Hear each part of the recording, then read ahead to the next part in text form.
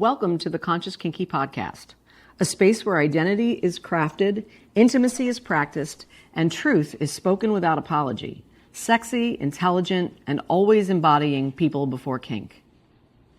What listeners will take away: clarity, new ways of seeing identity, intimacy, and power without shame or jargon. Language, short, practical sentences that they can borrow to talk about boundaries, consent, and desire. Reflection, 6 guiding questions each week that encourage journaling and deeper self-study. Connection, real stories from Joshua and myself and guests showing that you're not alone in your struggles or growth. Embodiment, a 5-minute practice or micro commitment to try in your daily life before the next episode. Continuity, a clear invitation to the Tuesday Alumni Circle, where podcast ideas are turned into lived practice, creating bonds through shared vulnerability. Viewer discretion is advised. These are adult topics, 18 and over. We are not offering advice. Please seek mentorship, and this is wholly perspective-based.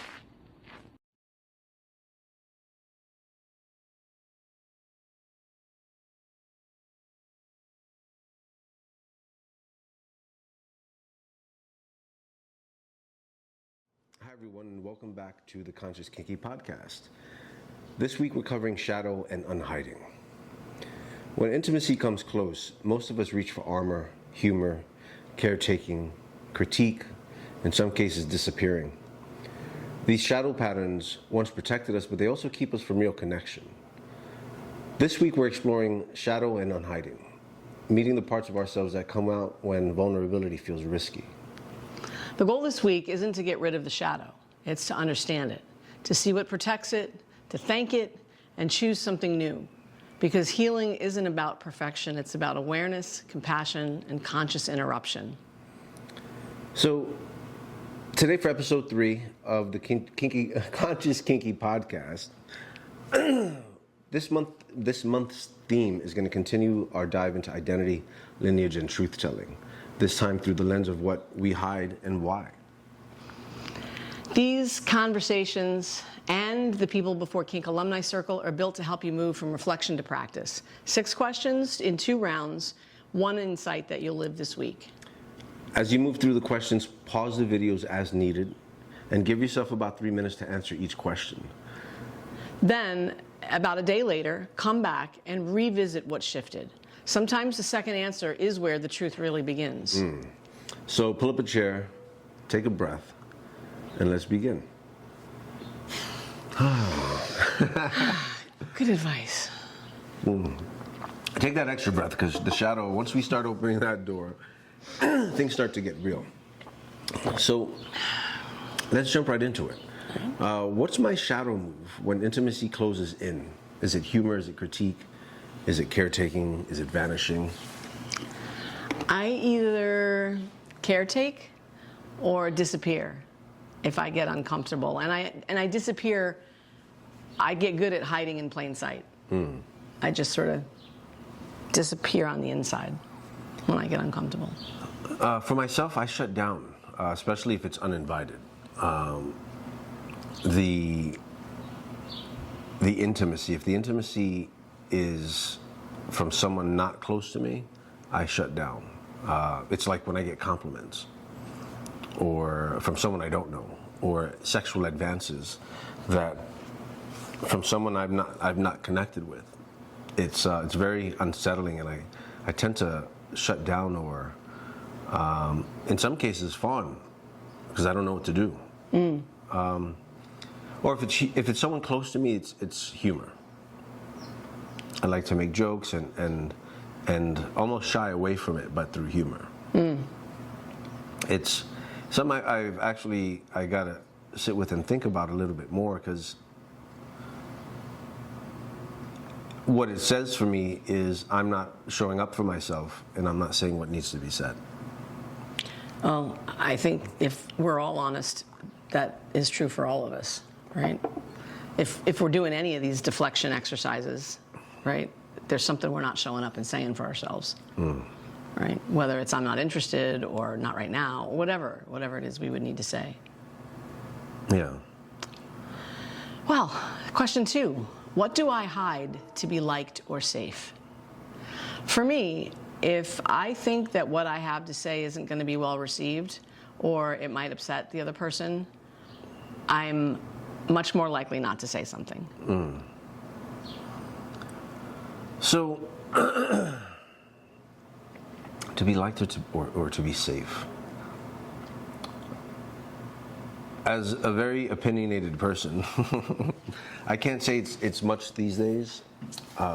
Sometimes I won't speak out because I'm not sure of the energy in the space, or am I in enemy territory? Enemy territory is meaning people who will judge me based on my opinion.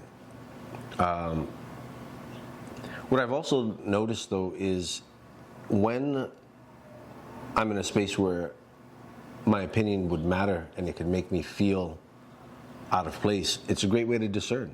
I'm going to share my opinion, and I'm going to see how you respond to it. And depending on how you respond depends on how connected we could be. Because I don't want to have to mute myself. I also don't want to have to mute another person. And it would give me an opportunity for dialogue. But if you shut it down, or if I feel like I can't be open to myself, you've shut me down, then there's nothing to be had here. And it goes back to, I think last episode I said, I only want to go to places where I'm celebrated, not tolerated. You didn't say that last time. You didn't say the tolerated part, you said the celebrated part. Yeah. But that's a great distinction, the difference between celebrated and tolerated. Yeah. So with that, that's going to move us into question number 3. If others saw the full voltage of my desire, what am I afraid they'd decide about me? I think for me, I have that fear about being too much. But I still struggle with this particular issue, even from the standpoint of knowing what I desire. Because for the longest time, as a young person, I was shut down around my desires. And so the equation that happened for me is, well, if I can't have what I want, why should I even know what that is? And I went into a very long, deep slumber around what does Kat desire. And I'm still just coming out of that, honestly. But underneath that is the fear of being too much, because that's what I feel like the message was all the years ago, was don't want that, that's not right. You know, or even judged for the desires themselves. For myself, it's about being addictive. What I've noticed over the last few years is I didn't ever understand when people said, "Am I too much?" until very recently, where it's like all I do is simply exist, and people can't seem to control themselves around it. Right? It's like they want more than what I can give, or they create these ideas in their minds of what reality could be simply by just being in a connection with me, a friendship or a closeness or whatever. And then when it becomes too much for them, they separate. And there's this void there of a connection that was had, of a friendship, of reliability, and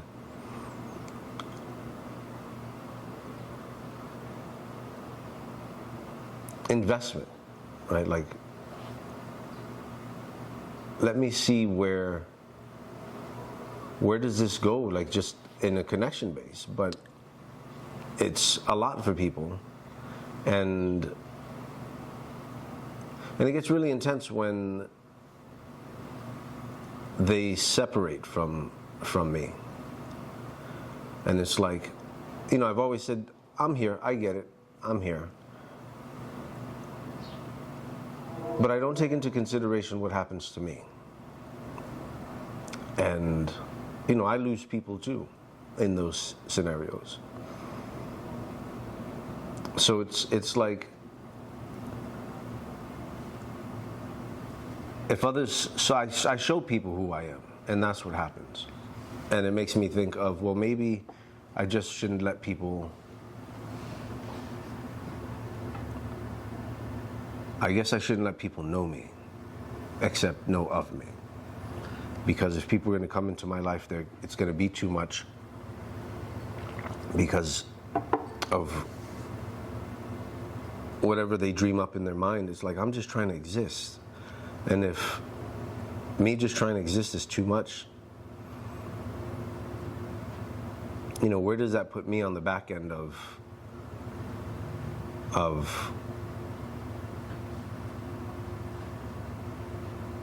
I need space because even though you're not misleading me, I just can't take it. It's like, when do I stop showing up? I hope never. All right, so here's our reflection checkpoint. Take a pause and breathe. Notice the part of you that wants to justify or defend. That's the shadow talking. It's trying to keep you safe. Ask yourself, what is this pattern protecting? And can I think for a bit? And then after I've done a little reflection on it, can I thank it for what it's done without letting it drive? Yeah. So this is where we transition to section 2. On Tuesdays, this is where we open into the larger breakout rooms to process what's surfacing and how we can hold each other through the next steps. So here come the next 3 questions that would happen during that part.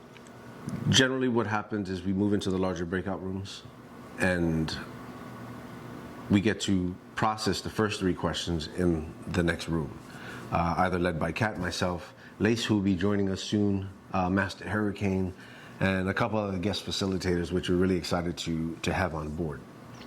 So let's jump on to the next question. Choose one pattern to interrupt this week. Maybe a 90-second breath, asking for a pause, or simply saying, I need a moment. I decided that I will put my hand here in my heart area and just do some deep breathing.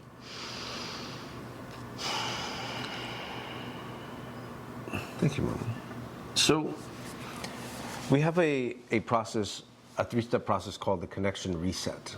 And what it does, it's supposed to allow you to take a moment and really check in with yourself and see, am I where I'm at? This fly is back again.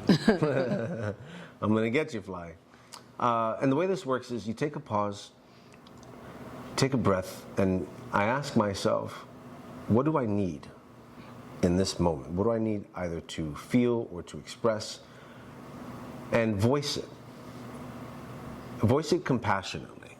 Right? It allows. I think I'm going to add that to my hold my heart, take a breath, and ask myself, what do I need? I like that. Yeah, it's something that I've been working on really around more intense emotions too. That one of my biggest things is I don't feel like I'm heard at times.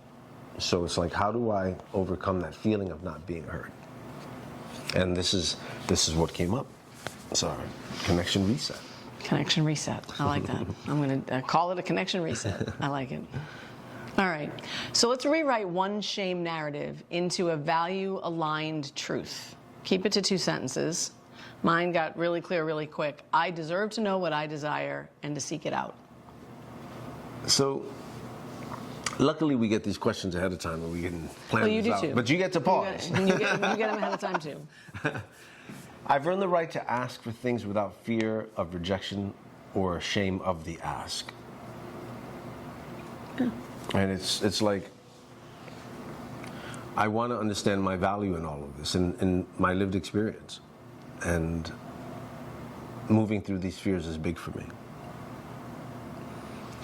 Question number 6. What compassion practice will I use when shadow appears? A hand on heart, a mantra, a phone a friend? I'm sticking to it. I'm going to put my hand on my heart. I'm going to breathe. And I'm going to ask myself, what do I need? And I'm going to bring back into focus the 3-step connection reset. Take a pause, take a breath, and ask yourself, what do I need? What do I need right now? And voice it with compassion. Easier said than done, right? Because like for me, sometimes when I take the pause and I move into my mind with that breath, instead of what do I need, I'm asking myself, I'm telling myself why it's so justified. And that's where the twist, the turn for me comes in, is maybe walking with the shadow and saying, maybe yes, you are justified, but what do you need right now in order to be heard? So good stuff. We'll put that into practice. All right, so here we go. This week's practice, notice your armor. When you feel it rising, use the chosen pattern interrupt, whatever you decided, just once, and write it down and see what changes. And remember, your shadow isn't bad. It's just tired from carrying the weight alone. Compassion is the antidote. So you've just listened to the Conscious Kinky podcast. Every Friday, we get together at this table, ask 6 questions that help you reflect, challenge old beliefs, and explore who you're becoming. Every Tuesday, you're invited to the People Before Kink Alumni Circle, where reflection becomes practice in a space built for respect, honesty, and care. This isn't about perfection. It's about becoming clearer, braver, and more present in your body and in your relationships. So, your homework is to share this with someone you may trust and commit to one small action that proves who you're becoming. Because legacy isn't later, it's built today. Sexy, intelligent, real, always people before kink. We'll see you next Friday. Thank you, guys. Thanks. Pause.